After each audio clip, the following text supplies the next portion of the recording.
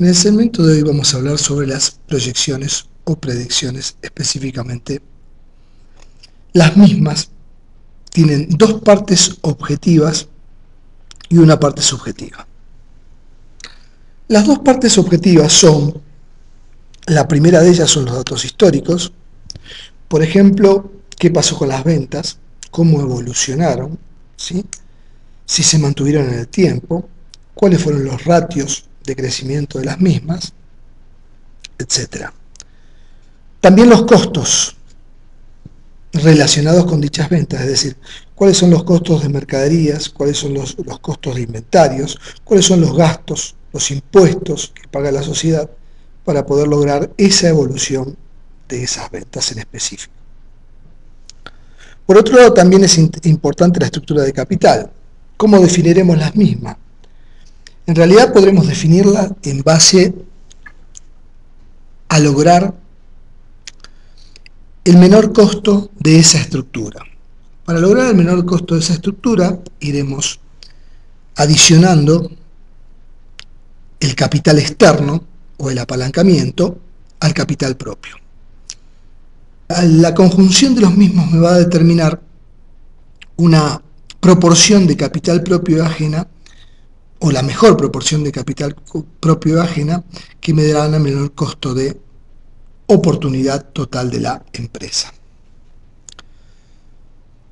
No menos importante es la teoría, que explica el comportamiento de esos datos históricos, o sea, por qué crecieron las ventas, si fue en función de disminución de los precios o mejoramiento de la calidad, o de un incremento de la demanda, o de una disminución de la oferta de nuestros competidores, en fin, una serie de cuestiones que van a tener que ir viendo y analizándose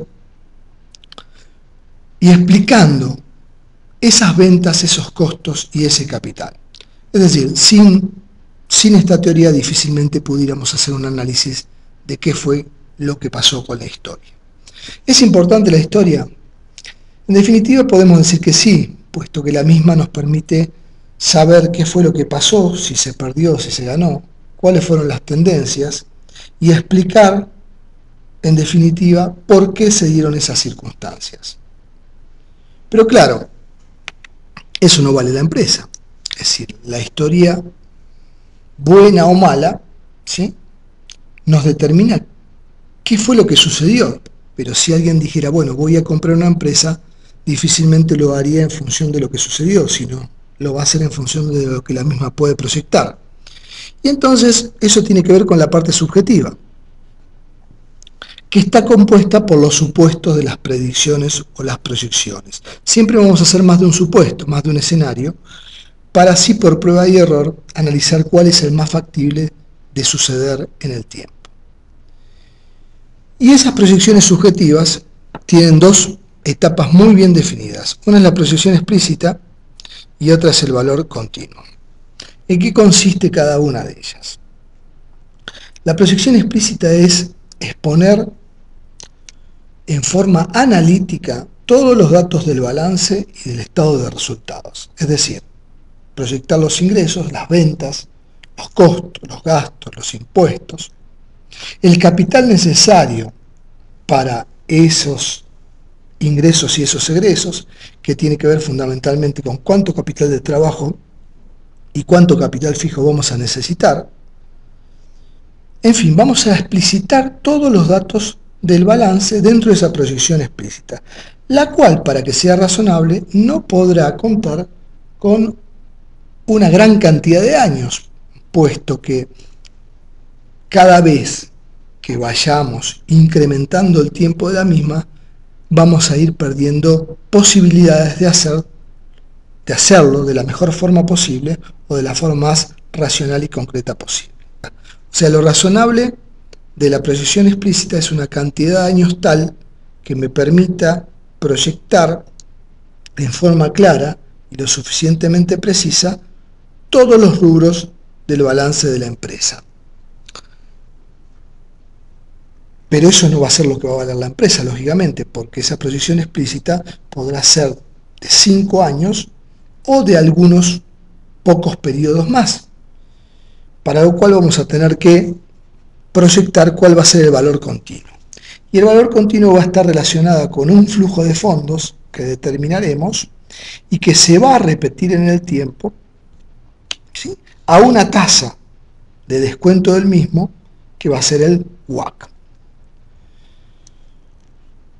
Para que la empresa logre mantener el retorno del capital sobre el costo del mismo, que eso es lo que nosotros querríamos realizar dentro de la proyección, necesitaríamos disponer de un producto o servicio que sea más valorado por quienes lo consumen que el producto o servicio de la competencia. Tendríamos que tener una distinción de ese producto, ¿sí?, que haga que sea más apetecido que los productos de la competencia. Si no tuviéramos eso, podríamos intentar tener costos de producción más bajos que los competidores, lo cual significaría ser más productivos, o sea, tener costos de producción más bajos con iguales ventas, ¿sí?, o inclusive con mayores ventas, lo cual me da una razón de productividad mayor y por ende un retorno mayor del capital invertido. Otra alternativa sería usar el capital invertido en forma más productiva que los competidores. Y acá decimos, bueno, ¿cuál es el capital invertido? El capital invertido, que originariamente son pesos aportados, ya sea por los accionistas o pesos obtenidos de apalancamiento bancario o financiero, va a ser reconvertido en cierta cantidad de bienes, que estarán formados por capital de trabajo o por capital fijo. Dentro del capital de trabajo vamos a tener que guardar el dinero necesario para desenvolvernos dentro de lo que es el banco, para girar nuestros cheques a nuestros proveedores y en función de nuestros gastos y compra de mercaderías. Vamos a tener que contar también con ciertos inventarios, los cuales tendrán que tener una rotación adecuada, ¿sí?, que no sea una rotación larga en el tiempo, puesto que si no nos va a ocasionar un mayor costo del capital, puesto que el costo del capital está relacionado con ello, con el capital multiplicado por la tasa de costo del mismo, ¿sí? Y también deberíamos tener en cuenta los activos fijos. Los activos fijos, que son los de menor realización, los que le cuestan a la empresa una gran proporción de su capital y que por ende deberían ser racionalizados dentro de lo máximo posible, es decir, contar con un capital fijo mayor del que realmente necesitamos es tener un costo de capital mayor y por ende un menor retorno.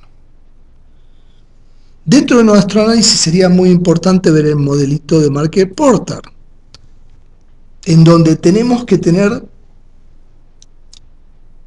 en cuenta ciertas cuestiones que van a estar relacionadas con nuestras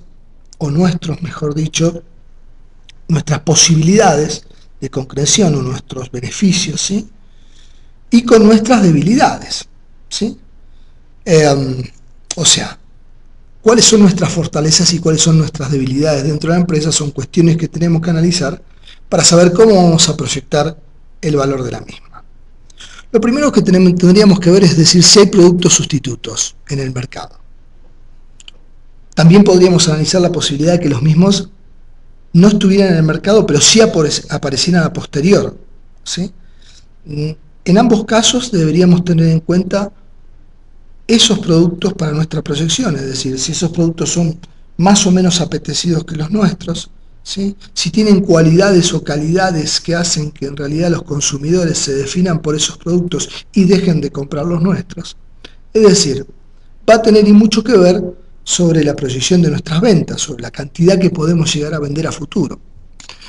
Otro punto a analizar son las barreras de entrada y salida, que pueden ser tanto legales como naturales, es decir, ¿dónde tenemos ubicado nuestra planta de producción? Lejos de nuestros centros de distribución, porque eso traerá aparejado un costo de mayor transporte. Ese costo de mayor transporte nos hará menos competitivos y por ende deberemos luchar con otros competidores que estén más cerca de los centros comerciales y los cuales tendrán un ingreso menor en función de la logística de la entrega del producto. También podremos contar con barreras de orden legal, es decir, hay aranceles En todos los países hay aranceles, hay subsidios que pueden llegar a perjudicar o beneficiar a nuestra empresa. Lo tenemos que tener en cuenta, ya sea como una debilidad, ¿sí?, o como una fortaleza. Son cuestiones que vamos a tener que analizar para poder proyectar el valor de la misma. Otros dos puntos importantes son el poder de negociación con los proveedores y el poder de negociación con los clientes. Es decir, dependiendo del tamaño de la empresa, vamos a tener posibilidad de exigirle a los proveedores ciertas condiciones comerciales que nos van a beneficiar, porque vamos a obtener quizás mayor cantidad de producto o mejor calidad de producto a un plazo más largo de pago, ¿sí? O también podemos negociar con los clientes y entregarles cierto producto en un mayor tiempo, ¿sí? Es decir, tomándonos un tiempo necesario para la producción de los mismos sin necesidad de tenerlos en stock permanente. Otra cuestión que podríamos hacer, en realidad, exigirles a nuestros clientes que nos paguen de contado, que nos paguen en forma rápida. Son todas estas cuestiones que tienen que ver con nuestras fortalezas y debilidades que nos pueden hacer más o menos competitivos dentro del mercado y que van a tener que ver fundamentalmente con lo que es la proyección. ¿Cuáles son los pasos para proyectar? Primero proyectaremos las ventas. Preferiblemente sería ideal proyectar cuánto es el volumen físico que vamos a vender, cuántas son las unidades que proyectamos vender y a qué precio esperado creemos que podemos vender las mismas. Una vez proyectadas las ventas, todo se realiza en función de ellas. Los costos de las operaciones, los costos de las mismas, los costos del producto, los costos de producción, ¿sí?, deberemos proyectarlo de igual forma. ¿Cuál es el capital necesario? ¿Cuánto de capital fijo? ¿Cuánto de capital de trabajo necesitaremos para obtener esas ventas? ¿Cuántas máquinas? ¿Cuántos equipos? ¿Qué nivel de planta de producción necesitamos para proyectar dichas ventas? También necesitaremos saber cómo vamos a financiar ese capital. Y eso lo vamos a tener que hacer en función de la tasa que podemos llegar a conseguir en el mercado, que es el WACC, que es la tasa de costo promedio ponderado de capital propio y ajeno, y que vamos a obtener una tasa de los accionistas y una tasa de capital ajeno. La ponderación de la misma nos permitirá ver cuál es la mínima tasa que podemos obtener para lograr esas proyecciones. Y por último, y no menos importante, sería calcular los value drivers. ¿Por qué calcular los value drivers es importante? Porque nos permite verificar la consistencia de la proyección. ¿Qué quiere decir esto? Quiere decir que comparando los value drivers de la proyección con los value drivers de la historia de la empresa, vamos a notar diferencias, ¿sí?, en más y en menos, que nos van a permitir saber, en base a la teoría económica, qué es lo que puede suceder, o si esos escenarios, cuál es más factible que pueda suceder en virtud de tener escenarios más positivos o menos positivos en función de las cuestiones micro y macroeconómicas que se puedan llegar a desarrollar a futuro.